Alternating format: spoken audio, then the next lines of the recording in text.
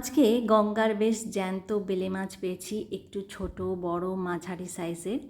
এই বেলে মাছগুলো খেতে কিন্তু খুব ভালো হয়, আর যেহেতু জ্যান্ত থাকে সেই জন্য স্বাদটাও অনেক বেশি। বেলে মাছগুলো প্রথমেই আমি ভালো করে ধুয়ে নিয়েছিলাম, একটু নুন দিয়ে চটকে ভালো করে জল দিয়ে এটাকে ধুয়ে নিতে হয়। তারপর এটাকে নুন আর হলুদ দিয়ে একটু ভালো করে মাখিয়ে রেখে দিলাম। আর আমি লম্বা লম্বা করে আলু আর ঝিঙে কেটে নিয়েছি।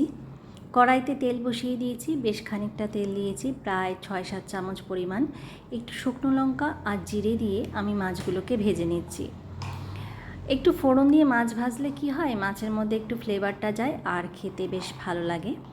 তো মাছগুলোকে ভালো করে ভেজে নিচ্ছি। আবারও যেই মাছগুলো আছে সেগুলো কড়াইতে দিয়ে দিলাম। মাছগুলোকে একটু লাল লাল করে ভেজে নিয়েছি। ফোড়নে সাদা জিরে আর একটু কাঁচা লঙ্কা দিয়েছি।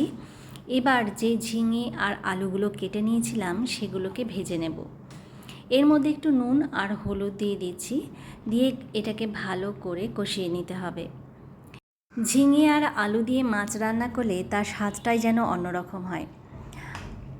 মাছের জন্য কিছু মশলা বেটে নিতে হবে, সেটা হচ্ছে 7-8টা পরিমাণ কাঁচা লঙ্কা, আদা আর জিরে মিক্সিতে ভালো করে পিষে নিয়েছি।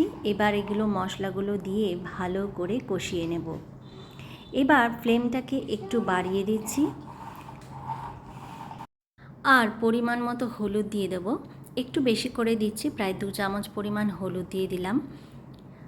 বেশ জলটা যখন টেনে আসবে আর তেলটা একটু বেরিয়ে আসবে, সেই অবস্থায় আমি এর মধ্যে জল দিয়ে দেব। প্রায় 1.5 কাপ পরিমাণ আমি জল দিয়ে দিয়েছি, 1.5 থেকে 2 কাপ। জলটা যখন ভালো করে ফুটে আসবে আমি এর মধ্যে একটু নুন দিয়ে দিচ্ছি স্বাদের জন্য। তারপর যেই মাছগুলোকে ভেজে রেখেছিলাম সেই মাছগুলোকে দিয়ে দেব। যেহেতু মাছের সবজি দেওয়া আছে সেই জন্য এটাকে একটু ভালো মতো সেদ্ধ করতে হবে। এই জন্য প্রায় 5 মিনিটের জন্য একটা ঢাকনা দিয়ে ঢেকে রাখবো। 5 মিনিট বাদে ঢাকনা খুলে আমি এর মধ্যে শুকনো খোলায় একটু জিরে ভেজে রেখেছিলাম সেটাকে দিয়ে দিলাম, আর শেষে কয়েকটা কাঁচা লঙ্কা। এই গরমের সময় গরম গরম ভাতে এই জ্যান্ত মাছের ঝোল দিয়ে যেন এক থালা ভাত খাওয়া যায়, আর যেন কোনো সবজিরই দরকার হয় না। রেসিপিটা কীরকম হয়েছে অবশ্যই কমেন্ট করে জানাবেন। আবারও নতুন নতুন রেসিপি নিয়ে আপনাদের সামনে হাজির হয়ে যাব। আজকের মতো এখানেই বিদায় নিচ্ছি। সবাই ভালো থাকবেন। টাটা, bye bye, and take care.